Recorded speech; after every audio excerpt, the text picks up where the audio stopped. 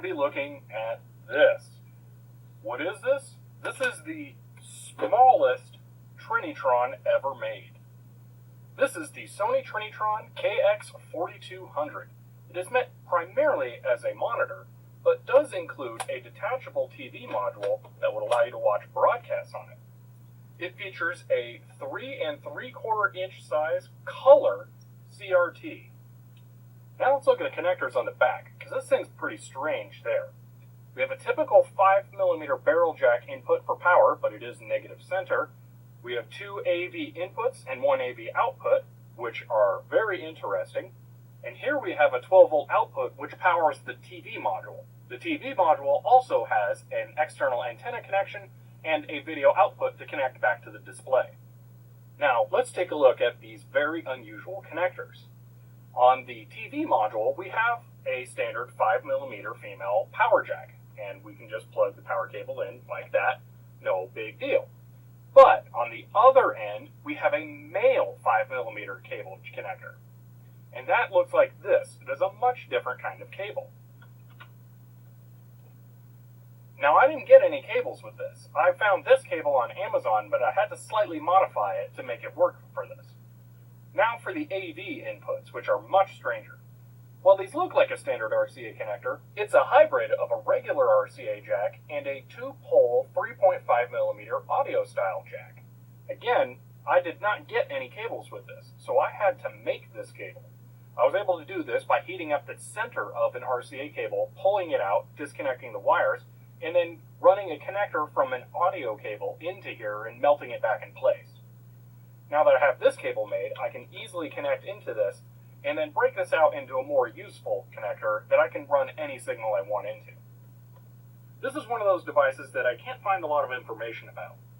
There's a couple of websites that have some generic listings that basically state it's a color television and maybe tell you what size the tube is.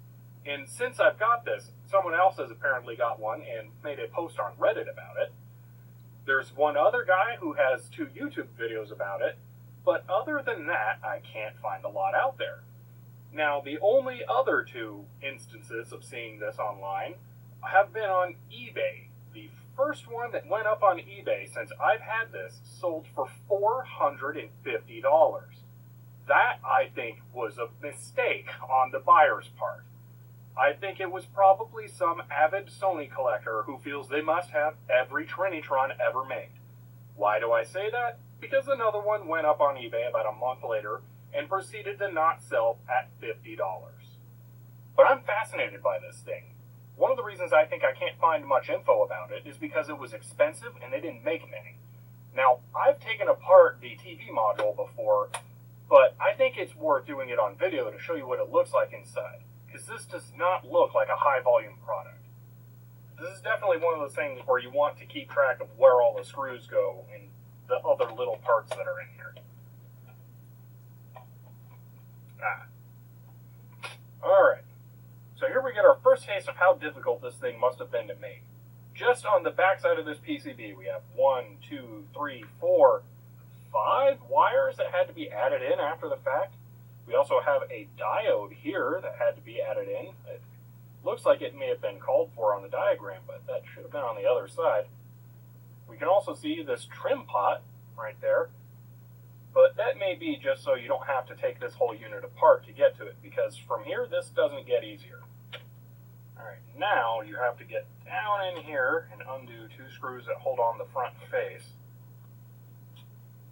Alright, now that the front face releases, be able to pull this out, remember correctly.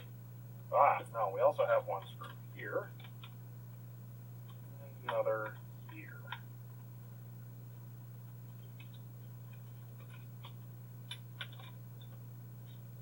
Okay.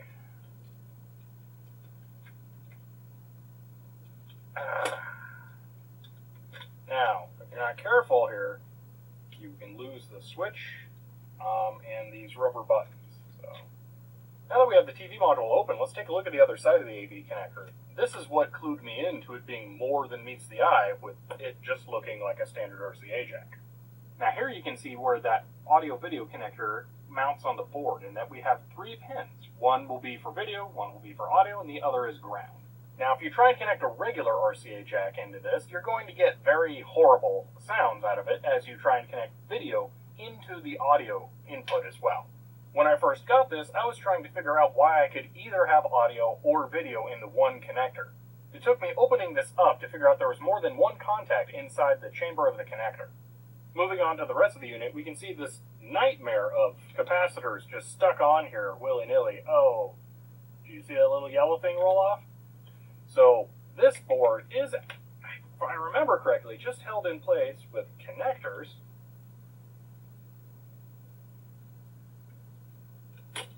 Yep. But also these plastic posts. And those plastic posts like to move around as they please. Now from here, there's not much more to go over. There are some interesting modifications that had to be made to how this thing was built. And we have the regular RF can and the antenna input. But beyond that, I don't really think there's much else to look at here. So I'll go ahead and reassemble this, and then let's take a look inside the display. I haven't done that yet, so I'm not sure what we're going to be greeted with.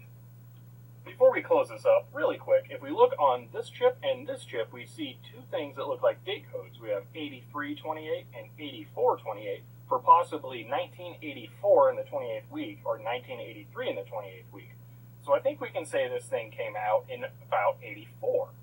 Also, this looks like a whole lot of fun to put together. Okay, so now to open this. Well, actually, I'm going to be opening this a second time because my microphone came disconnected during the entirety of the disassembly the first time around, so I'm going to redo it. But this time, at least, I know what I should and should not do. So I know that the only screws I really need to disconnect are on the back here and right here. So this will be a lot easier now.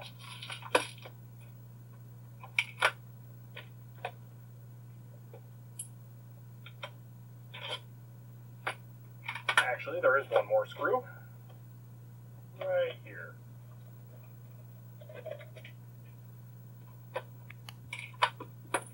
Alright, and with that, we can take off this back piece, which will loosen the battery door cover, although it looks like it's not going to come off this time.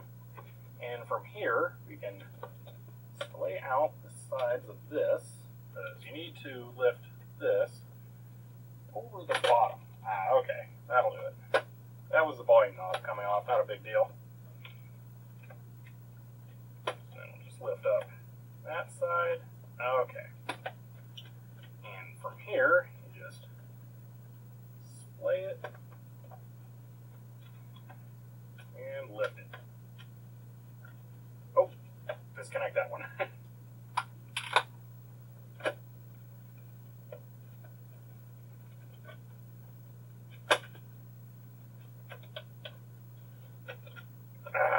Now we have access to the good stuff. Oh man, this is a tiny CRT. I mean, that's a whole CRT right there. Look, the size of my hand. That's crazy. You can see this area is a bit dirty. Now, normally that would make me suspect of bad capacitors, but the vent on the top is right there, so I know we don't need to worry about that. Other than that, though, I don't really want to get too much farther into this because there's a lot of dense stuff in there and a whole lot of cables that I would have to reroute. So I think I'd be better off just leaving this as is since it works, and I really like it, and I really like that it works. So, yeah, it's fun in there, but I'm better off just leaving it alone. And now for the other part that my microphone so kindly cut out for, I have to open the power supply because the AC cable is bad right in that joint. So I need to cut it and splice it into the PCB. So I already opened this up. It was pretty boring. There's screws all over. Basically, usual thing. So now we're back up to speed. And yeah, so I'm trying to figure out how I can pull this cable through a bit more without needing to, well, I don't know, because it's difficult to get that connector. It's difficult to get this, well, bulkhead off. Yeah, so that's where I'm at right now. I should just desolder this end.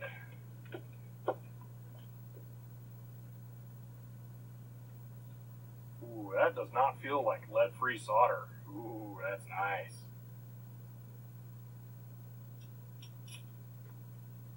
Aha, I think I have it figured out. If you rotate it 180 degrees, then the top can easily fit through the hole.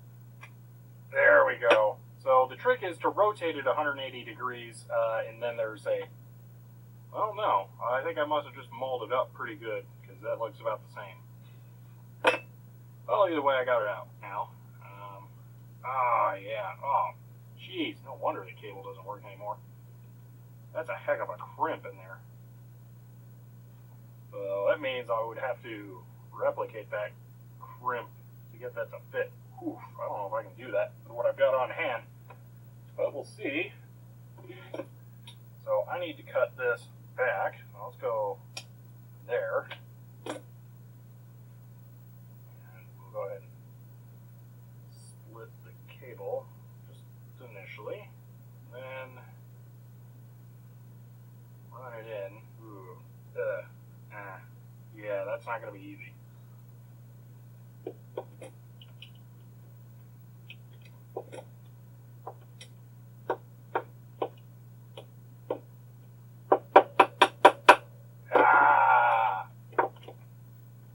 Wow, I can't believe I got that back in. Okay, now to resolder the AC cable.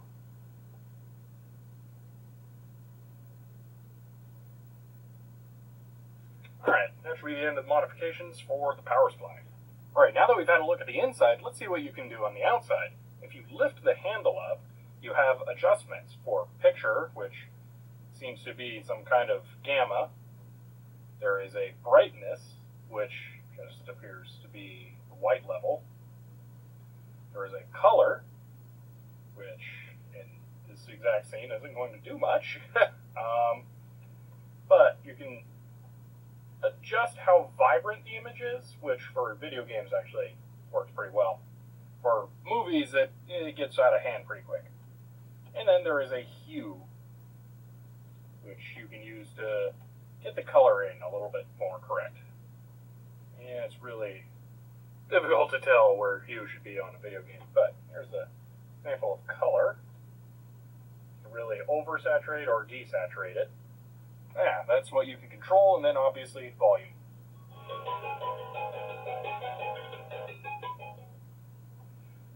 Now the TV module on mine does work. I'm missing a door on the side, you may have noticed, but that's not really that important.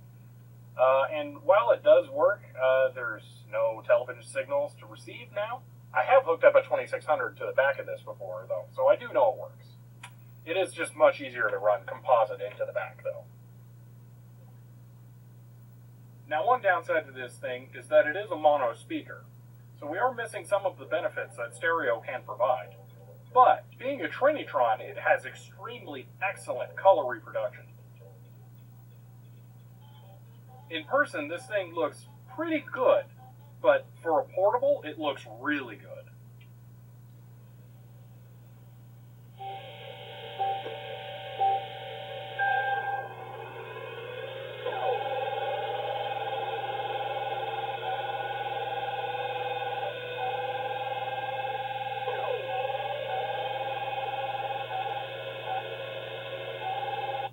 Now, in order to get this to display whatever I want, I'm just using an HDMI to composite video adapter and then plugging that into the cable that I made.